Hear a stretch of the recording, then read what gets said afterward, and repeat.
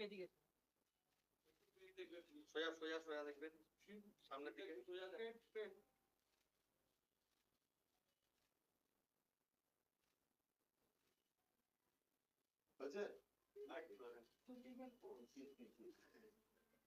দিদি সবাই একবার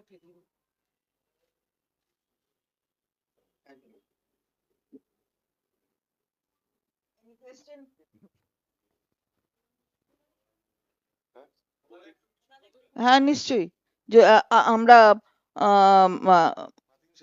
মাতিন সাহেবকে বলবো যদি কিছু বলেন।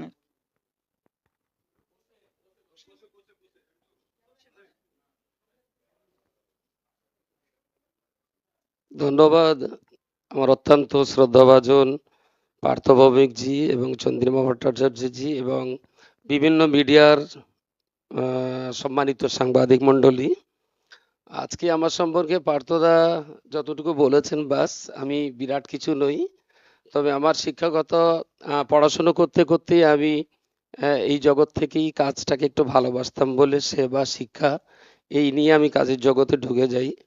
এখনই আমার অনেকগুলো প্রতিষ্ঠান, প্রায় 80টির অধিক, তার ভেতরে 18টা আছে গার্লস ক্যাম্পাস। চন্দ্রিমাদি যেখানে আছেন, প্রায় আমাদের ছাত্রী সংখ্যা আছে 6000-এর অধিক। আর ভিলেজ প্রজেক্টে আমরা শিশুরা যাতে ড্রপ আউট না হয়, 3 বছর থেকেই সব বাচ্চা যাতে ICDS প্রাইমারি স্কুলে পড়াশুনো করে, তার জন্য আমরা যে চেষ্টাটা চালাই, সেখানে আছে 326টির মতো ভিলেজ প্রজেক্টের স্কুল এবং এখানে আর সব মিলিয়ে প্রায় 35,000 স্টুডেন্ট নিয়ে আমার পরিবার এবং সেই সঙ্গে সঙ্গে 6টা থেকে 7টা সমাজ উন্নয়নের বিভিন্ন সংগঠন, তার মাদার কমিটি হলো অল ইন্ডিয়া সুন্নাতুল জামাত এবং আমাদের সবচেয়ে বড় আবাসিক প্রতিষ্ঠান সেটা হলো জামিয়া রহমানিয়া এবং মেয়েদেরও আবাসিক প্রতিষ্ঠান অনেকগুলো রয়েছে। এই নিয়ে আমি বেঁচে থাকি এবং বিভিন্ন সময় বিপর্যয়, খরা বা বিভিন্ন ক্ষেত্রে লকডাউনের ক্ষেত্রে প্রায় 49টা লঙ্গরখানা চালিয়েছিলাম 49টা গ্রামে একাধারে প্রায় 2 মাস। এই নিয়ে আমি সুন্দর থাকি, ভালো থাকি।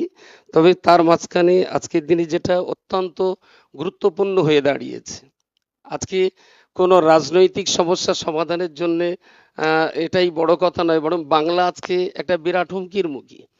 সারা ভারতবর্ষ একটা দেশ, তো আমি এই দেশের নাগরিক, আমি বাংলা কথা বলতে পারি, হিন্দি কথা বলতে পারি বা অন্য যে কোনো ভাষায় কথা বলতে পারি, কিন্তু খুবই দুর্ভাগ্য অন্যান্য ভাষায় কথা বলে কলকাতায় কাউকে মার খেতে হয় না, কিন্তু বাংলা ভাষায় কথা বলে মহারাষ্ট্রে বাঙালি ভাইদের মার খেতে হয়। আজকে বাংলা ভাষার সমস্যা, বাঙালি জাতির সমস্যা, বাংলাটাকে একটা কলঙ্কিত করার জন্যে বিভিন্ন উগ্র সাম্প্রদায়িক শক্তি এবং তারা বিভাজন, হিন্দু মুসলমান শিখ ইসাই বিভিন্ন ধর্মের মাঝখানে বিভাজন সৃষ্টি করে যে অস্থির পরিস্থিতি তৈরি করছে, এই পরিস্থিতির মোকাবেলায় মমতা ব্যানার্জির সবাইকে সঙ্গে নিয়ে চলবার যে মানসিকতা, কাউকে অচ্ছুত না ভেবে, আজকে আমার পাশেই বসে আছেন দিদি, সাঁওতাল মহিলা, তিনি তো আলহামদুলিল্লাহ আমরা এটাকে অত্যন্ত ভালোভাবে গ্রহণ করি। আমি বছরে একটা দিন করে একটা মুন্ডা পরিবার নয়, একটা মুন্ডা মহল্লাতেও ওদের আনন্দ দেওয়ার জন্য বছরে একদিন তাদের খাওয়া দিই। এই যে আমাদেরই দেশে কে নিচু কে উঁচু, কে সবচেয়ে বড় কথা হলো এরা আমার ভাই, এরা আমার বোন, এরা আমার দেশের সহনাগরিক, কিন্তু খুবই দুর্ভাগ্য আজকে একই সঙ্গে থেকে একই দেশে বসবাস করে একে অপরকে দূর ভাবা এবং শত্রু ভাবা, জাতি জাতি বিভাজন, ধর্মে ধর্মে বিভাজন, ধর্মীয় অসহিষ্ণুতা, এটা আমার অত্যন্ত কষ্ট দিয়েছে। তাই দেশ যাতে একসঙ্গে থাকে, বাংলা যাতে আমরা ঐক্যবদ্ধভাবে থাকি, বাংলার শতাব্দী প্রাচীন সেই ঐতিহ্য, সেই সম্প্রীতি, সেই প্রেম ভালোবাসা নিয়ে যাতে আমরা বাঁচতে পারি। মমতা ব্যানার্জির এই যে লড়াই, বাঙালি জাতির উন্নয়ন শুধু নয়, সেই সঙ্গে সংখ্যালঘু বিভিন্ন সম্প্রদায়ের শিক্ষা, স্বাস্থ্য এবং কবরস্থান বলি বা অন্যান্য আরও বিভিন্ন দিক দিয়ে যে উন্নয়ন তিনি করেছেন, সবচেয়ে বড় কথা সাম্প্রদায়িক শক্তি এবং বিচ্ছিন্নতাবাদী শক্তির মোকাবেলায় মমতা ব্যানার্জির যে লড়াই, আমি সেই লড়াইটাকে স্বাগত জানিয়ে আমার এই জায়গায় আসা এবং আমি যদি সফল হব, যদি তিনি আমার দ্বারাতে কিছু কাজ করিয়ে নিতে পারেন। আমি বিভাজন সহ্য করতে পারি না, আমি কখনোই বিভেদকে সহ্য করতে পারি না। পশ্চিমবাংলা এমনই একটা রাজ্য যেখানে মসজিদ থাকবে, তারই পাশে মন্দির, তার পাশে গির্জা, সবাই সবার মতো যে যার ধর্ম পালন করবে, কেউ কারো ধর্মকে অবজ্ঞা করবে না, সবাই সবার ধর্মকে শ্রদ্ধা করবে। এইভাবেই এই বাংলাটা থাকুক, সারা ভারতবর্ষের ভিতরে বাংলা মাথা উঁচু করে দাঁড়াক।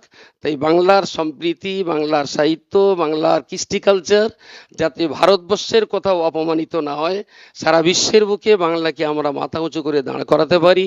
মমতা ব্যানার্জির এই লড়াইকে স্বাগত জানিয়ে আমার জীবনের মাঝ বয়স পেরিয়েও আজকে এই জায়গায় আমাকে এখানে আসতে হলো, কারণ দেশের বিবাদ বিসম্বাদ বিভাজন যে কঠিন জায়গায় পৌঁছে গেছে, এর বিরুদ্ধে যদি আমরা লড়াই করতে না পারি, তাহলে আমার মনে হয়েছে দেশের প্রতি যে দায়িত্ব আমার ছিল সেই দায়িত্ব পালন করা হবে না। তো তারা যদি আমার দ্বারাতে কিছু কাজ করিয়ে নিতে পারেন তাহলে আমি সার্থক হব।